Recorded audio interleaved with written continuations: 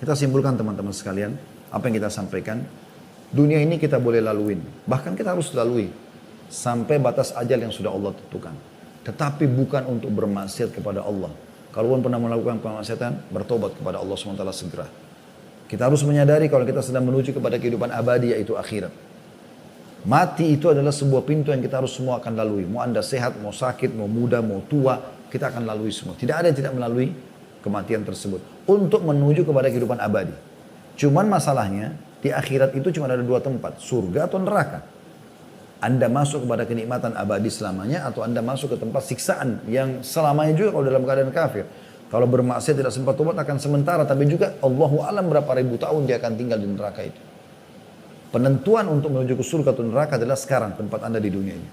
Anda benar menentukan di sini dan sederhana, menjadi orang beriman yang patuh. Nikmati yang halal, tinggali yang haram. Kerjakan perintah, jauhi larangan. Udah, nikmati hidup, jalan saja. Sampai meninggal, dunia kita dapatkan, akhirat kita dapatkan. Dan sudah kita sebutkan banyak dalilnya tadi. Dan jangan sebaliknya, menjadi orang-orang yang terus sibuk dengan urusan dunia, yang akhirnya melupakan akhiratnya. Tidak ada urusan sama akhirat sama sekali. Dari bangun tidur sampai tidur, semuanya cuma tahu gunjing, fitnah, manipulasi data, haram semuanya. Zina, khamr, dan seterusnya.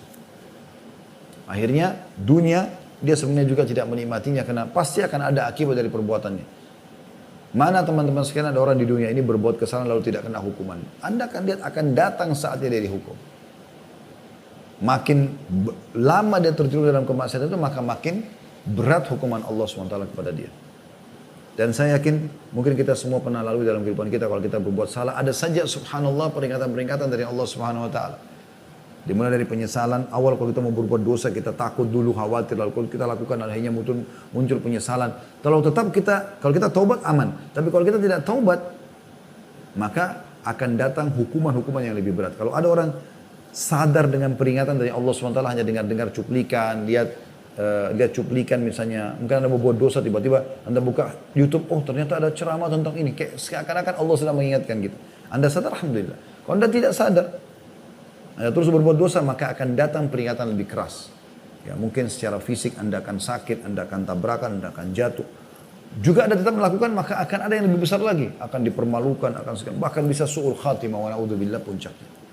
Oleh itu teman-teman sekalian, nikmati dunia ini pada hal yang halal dan taat kepada Allah SWT, Anda akan mendapatkan semua dunia ini dan akan mendapatkan akhirat. Seperti itu kurang lebih gambarannya. InsyaAllah bahasan kita, semua kita bisa memahami bahwasanya memang seperti dulu kita, dunia hanya tempat sementara saja.